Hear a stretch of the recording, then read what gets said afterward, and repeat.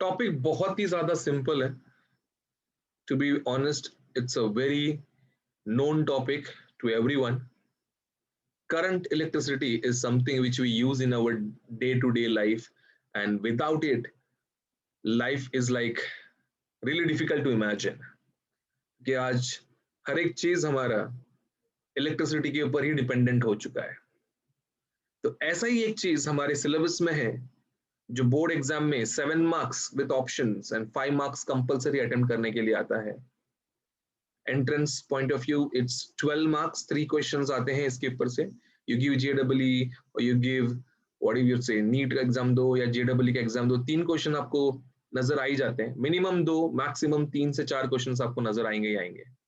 तो ये कुछ ऐसे क्वेश्चंस हैं जो आपको बहुत ही सही तरीके से अटेम्प्ट करने को आना चाहिए, क्योंकि करंट इलेक्ट्रिसिटी में मार्क्स स्कोर करना ये हर टॉपर का खासियत होता है.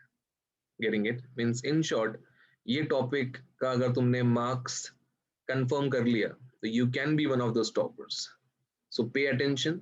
एंड बहुत बचपन से पढ़ते आ रहे हैं तो बहुत सारे कॉन्सेप्ट्स हमको बहुत अच्छे से पता है.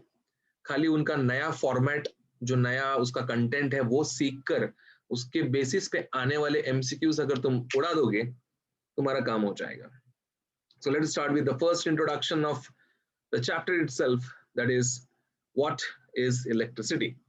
Now this question is like very simple to answer because हमने 10th standard में भी इसका definition सीखा था, 9th में भी सीखा था, 8th में भी सीखा था. So if I ask you people, what is electricity? What would be your opinion, guys?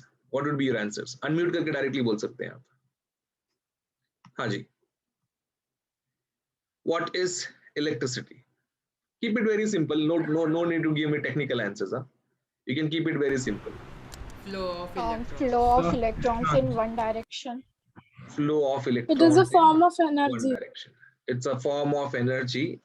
True, very true. Okay, it's a valid point. कि भाई ये एक एनर्जी का ही फॉर्म है. कोई तो एक एनर्जी इस फॉर्म में कन्वर्ट होके हमको मिलता है. And yeah, it's true that it can flow from a particular direction in a linear format. Correct. But guys, क्या flow होता है इसमें? Flow of what? Electrons. Flow of electrons, that is charges flow होते हैं एक point से दूसरे point पे. ओके, तो जब कभी भी चार्जेस एक पॉइंट से निकल के दूसरे पॉइंट पे फ्लो होते हैं, ठीक है, हम कहते हैं कि भाई साहब ये करंट इलेक्ट्रिसिटी है. बट अगर वो चार्जेस रेस्ट पे रहेंगे तो we would call it electrostatics. Getting it? तो electrostatics is kind of like ये जो बादल से बिजली कड़क के नीचे गिरता है. Getting it? ये जो थॉर वाला कॉन्सेप्ट है, गेटिंग इट, वो सब इलेक्ट्रोस्टैटिक्स में आता है. And current electricity is like something which we use in our day-to-day life. It's like the current which flows from the wire itself, and that is nothing but electrodynamics part because इसमें charges motion में होते हैं. Electrostatics भी हमारे syllabus में है, current electricity भी हमारे syllabus में है, इसलिए दोनों cover हो ही जाता है. अब क्वेश्चन ये आता है कि चार्जेस मोशन में कैसे आते हैं. Getting it? चार्ज कैसे मोशन में आता है? क्योंकि चार्ज तो हमेशा एक रैंडम डायरेक्शन में भटक, इलेक्ट्रॉन का अगर हम बात करें तो इलेक्ट्रॉन तो रैंडमली कहीं पे भी भटकते रहता है. तो ये ऐसा क्या होता है कि ये मोशन में आ जाता है? उनको पुश मिलता है, पोटेंशियल डिफरेंस. होता है. Very good, very good, very good. उनको पुश मिलता है, या to be very like honest technically अगर मैं बोल दूं तो पोटेंशियल डिफरेंस ये काम करता है हमारा. Getting it? Potential difference is something which acts and serves the purpose. जहां पे हम बोलते हैं कि भाई देखो ये जो चार्जेस हैं, ये जो मोशन में है, ये पहले रैंडमली भटक रहे थे. फॉर एग्जांपल अगर एक कंडक्टर का मैं अगर बात करूं तो एक कंडक्टर में इलेक्ट्रॉन यहाँ होता है, यहाँ होता है, यहाँ होता है, हर जगह पे होता है. तो ये ऐसे इधर से जा रहा था, कोई इधर से इधर जा रहा था, कोई इधर से इधर जा रहा था, कोई इधर से इधर जा रहा था. उनका रैंडम मोशन था. It was Brownian motion. Getting it?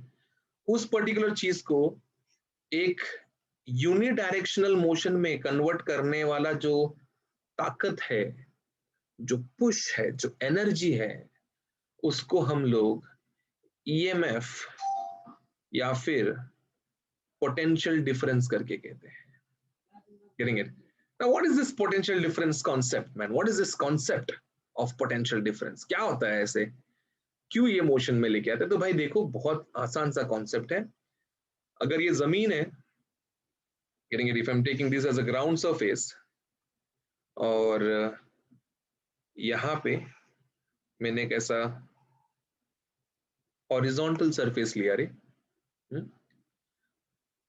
यहाँ पे एक पॉइंट है, यहाँ पे एक पॉइंट है.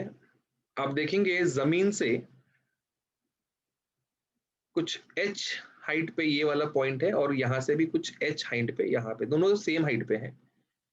तो अगर मैं यहाँ पे एक स्पीयर रखता हूं और एक स्मूथ सरफेस है, तो the sphere is at rest for sure.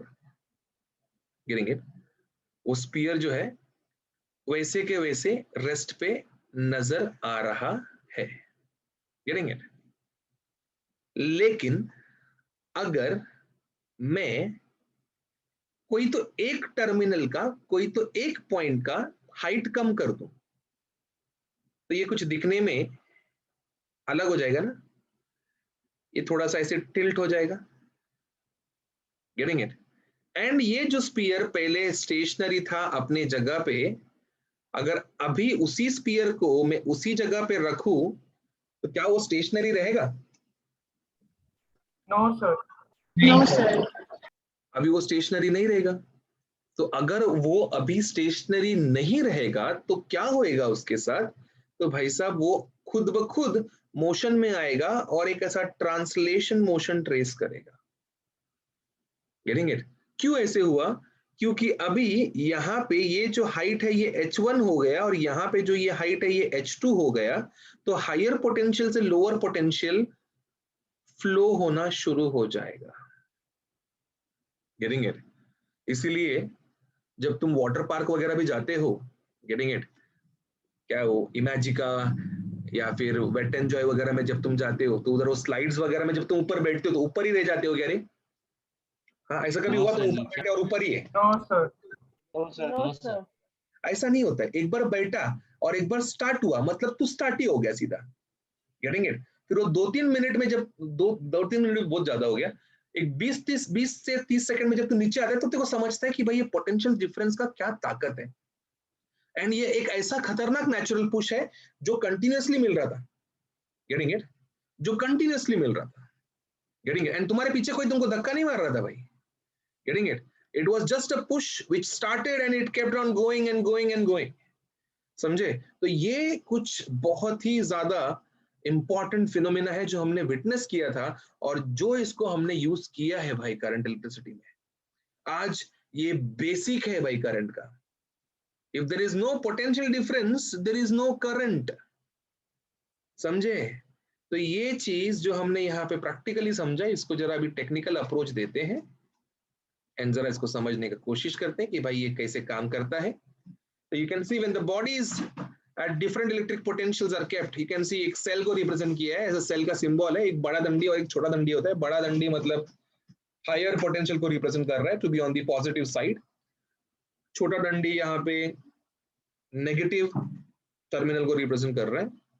And मैंने एक सर्किट को कनेक्ट किया, ऐसे एक वायर को यूज करके मैंने कनेक्ट किया, और बीच में एक ऐसा लोड लगा दिया जिसको हम रेजिस्टर करके कहते हैं. आगे बताऊंगा क्या होता है वो चीज. तो electron being negative gets repulsion from the negative terminal, और ये ऐसा इलेक्ट्रॉन्स जो है नेगेटिव टर्मिनल से निकल के ऐसे यहां से इस तरीके से आप डायग्राम में देख पाएंगे. ठीक है, कि कैसे इलेक्ट्रॉन्स निकल के जा रहे हैं पॉजिटिव टर्मिनल में. ऑन द अदर हैंड, ठीक है, न्यूटन का दूसरा लॉ, दूसरा नहीं तीसरा लॉ, हर एक्शन का एक रिएक्शन होता है. तो इस एक्शन के प्रति का जो रिएक्शन है वो आपको in the form of electric current मिलेगा. एंड इलेक्ट्रिक करंट आपका पॉजिटिव टर्मिनल से नेगेटिव टर्मिनल फ्लो होता है in the form of current I. Getting it? तो ये करंट आई हमारा इलेक्ट्रिक करंट को फॉर्म करता है भाई साहब. एंड इसका फॉर्मूला हम लोगों ने बचपन से पढ़ के रखा है. Getting it? वही फॉर्मूला है. The conventional flow is from the positive terminal to the negative terminal. The formula is, it is nothing but the rate of flow of charges. हाँ, जो भी बच्चे बोल रहे थे कि it is flow of charges, flow of charges, भाई साहब flow of charges is charge. Getting it? Flow of electrons is basically charge. rate of flow of electrons is electric current. I'm correcting you technical point of view. Getting it? So ये I is equals to Q by T. Getting it? This is nothing but the number of total charges flowing through a particular cross-sectional area per unit time, and that is nothing but current. तो ये जो charges है, total charges would be N into E.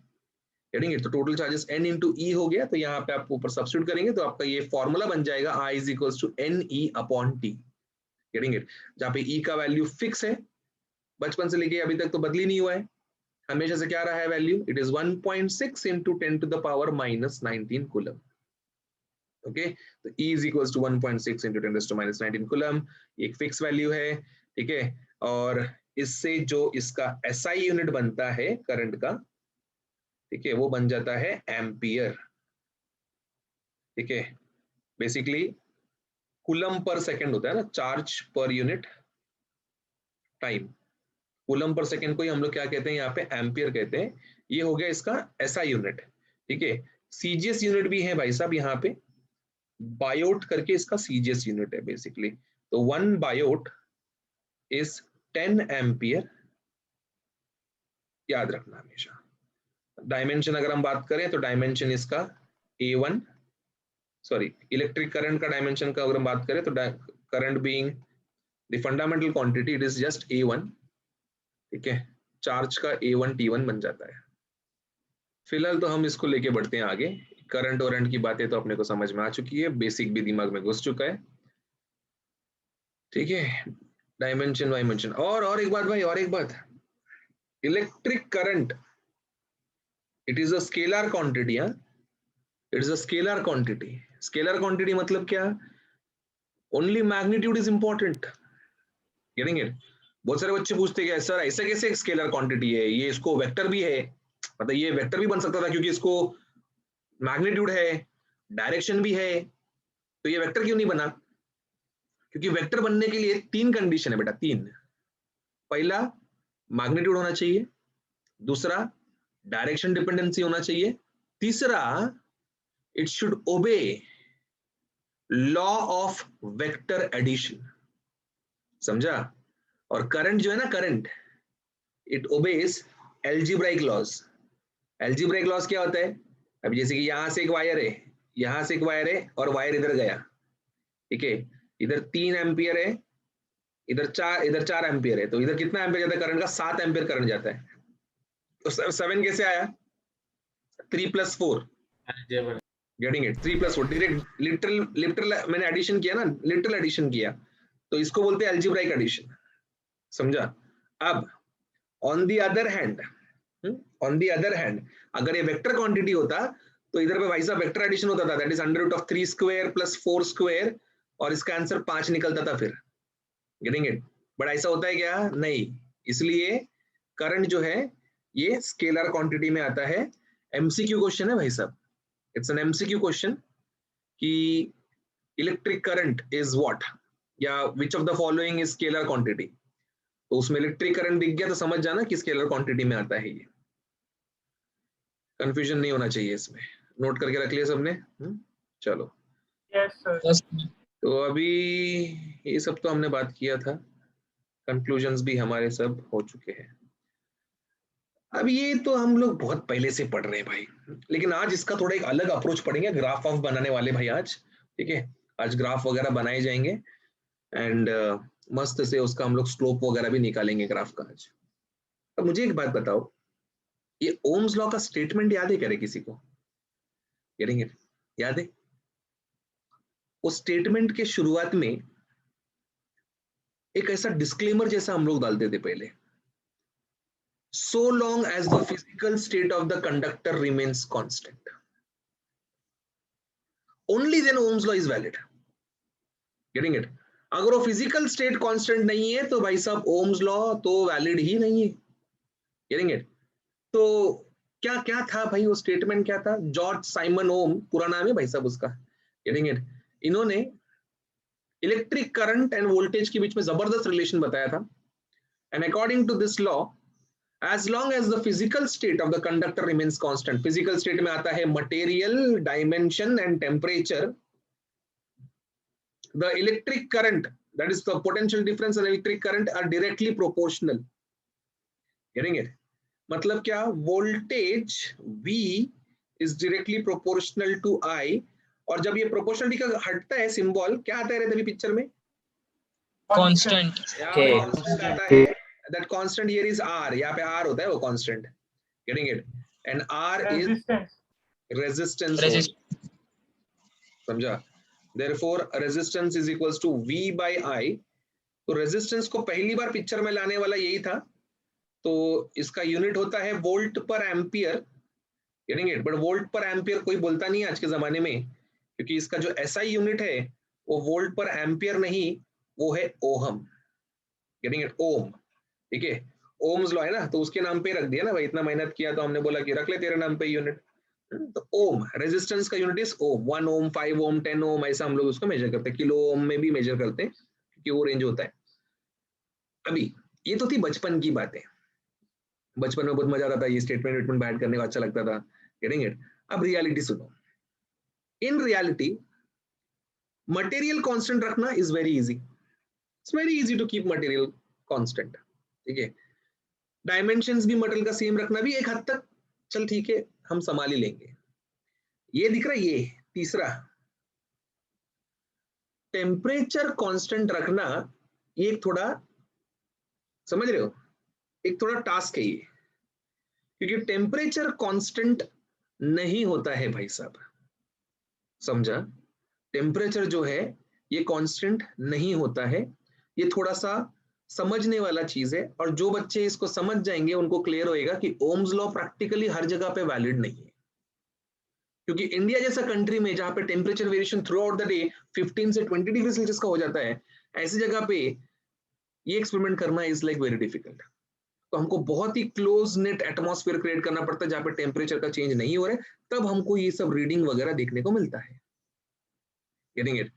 और जब ऐसे readings का हम जब ग्राफ प्लॉट करते हैं तो हमारा एक बहुत ही तगड़ा सा ग्राफ निकल के आता है. वो मैं आपको बताऊंगा. पहले इसका एक स्क्रीनशॉट ले लिया सबने. स्क्रीनशॉट हो गया तो मैं बढ़ता हूं आगे. चलो, तो मैं बनाता हूं इसका ग्राफ. अभी मुझे आपका एक मदद चाहिए. अभी मैं प्लॉट करने वाला हूं ग्राफ, और तुमको तो पता है ग्राफ में हमेशा ऐसा एक y एक्सिस होता है, तो ऐसा एक x एक्सिस होता है रे. Getting it? अब मुझे वोल्टेज वर्सेस करंट प्लॉट करना है. तो तुम मुझे बताओ वोल्टेज को किधर प्लॉट करूं और करंट को किधर प्लॉट करूं? कहां किसको? Voltage y axis. Voltage y axis. Voltage y axis.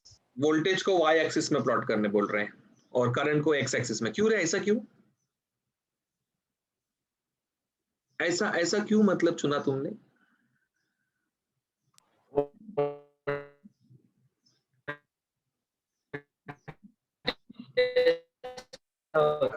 क्या क्या बोल रहे भाई?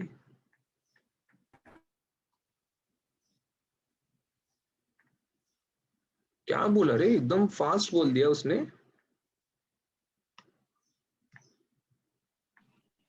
सर आपका आवाज लैग हो रहा है. अभी अभी आ रहा है, अभी आ रहा है क्लियरली. हाँ सर. तो भाई साहब x एक्सिस पे हमेशा इंडिपेंडेंट पैरामीटर प्लॉट होते हैं. ठीक है, और y एक्सिस में हमेशा डिपेंडेंट पैरामीटर प्लॉट होते हैं. अब इलेक्ट्रिक करंट में एंड इलेक्ट्रिक वोल्टेज में कौन इंडिपेंडेंट है भाई साहब? इंडिपेंडेंट वोल्टेज इंडिपेंडेंट है. वोल्टेज. तो अगर वोल्टेज इंडिपेंडेंट है तो dear students, if voltage is independent तो वोल्टेज को x एक्सिस में प्लॉट करना है और इलेक्ट्रिक करंट को आप प्लॉट करेंगे y एक्सिस में. Getting it? समझा? एंड ये बहुत ही क्लियर है क्योंकि बिना वोल्टेज के करंट पैदा नहीं होता, तो वो ही इंडिपेंडेंट है. तुमने अभी तक जितने भी मैकेनिक्स में ग्राफ प्लॉट किए रहेंगे तो उसमें x एक्सिस में हमेशा टाइम प्लॉट होता था. एंड वाई एक्सिस में डिस्प्लेसमेंट, वेलोसिटी, एक्सेलरेशन सब उसमें प्लॉट होता था। तो रीजन बीइंग सब कुछ वक्त पे डिपेंड करता है, वक्त किसी पे डिपेंड नहीं करता, समझा? तो इट्स एन इंडिपेंडेंट पैरामीटर, तो उसको ऐसे प्लॉट करना है, मन में ऐसे प्लॉट नहीं करने का। Getting it? तो जब हम लोग इसको प्लॉट करते हैं तो ये प्लॉट किया हुआ जो चीज है हमारा ग्राफ, ये कुछ ऐसे बनता है भाई साहब, इस तरीके से स्ट्रेट लाइन बनता है। Getting it? एंड ये जो स्ट्रेट लाइन यहाँ पे बना है, ये स्ट्रेट लाइन जब तक फिजिकल स्टेट सेम है ये ऐसे ही बढ़ते रहेगा। अब to be very honest guys, if I ask you slope का फॉर्मूला याद है क्या? डू यू रिमेंबर सच में स्लोप का फॉर्मूला क्या था? स्लोप का फॉर्मूला याद है guys? tan theta. Tan theta. Basic formula was y by x ना रे, है क्या नहीं? तो अभी यहाँ पे y में क्या है? y में करंट है। Getting it?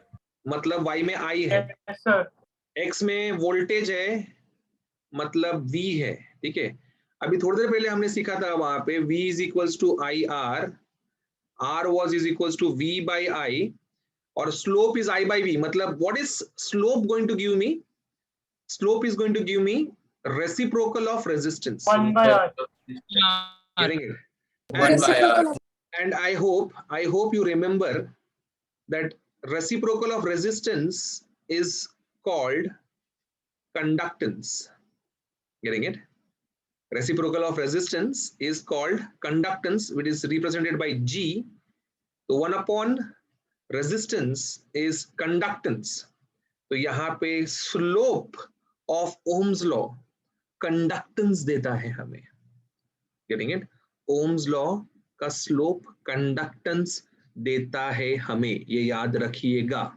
ओके, तो conductance G is 1 upon R। What was resistance का यूनिट? रेजिस्टेंस का यूनिट क्या था? ओम था ना? तो अभी क्या हो जाएगा? रेसिप्रोकल ऑफ ओम हो जाएगा। ठीक है, which is nothing but ohm inverse. ठीक है, सर आपका आवाज लैग हुआ। हाँ मैं ये बोला कि रेसिप्रोकल ऑफ बहुत अटक है। Reciprocal of resistance, that is 1 upon ohm become ohm inverse, and ohm inverse को ही हम लोग MHO या ऐसे करके लिखते हैं गाइस। Getting it? ये तुम्हारा मेन कंटेंट है ओम्स लॉ का ग्राफ का।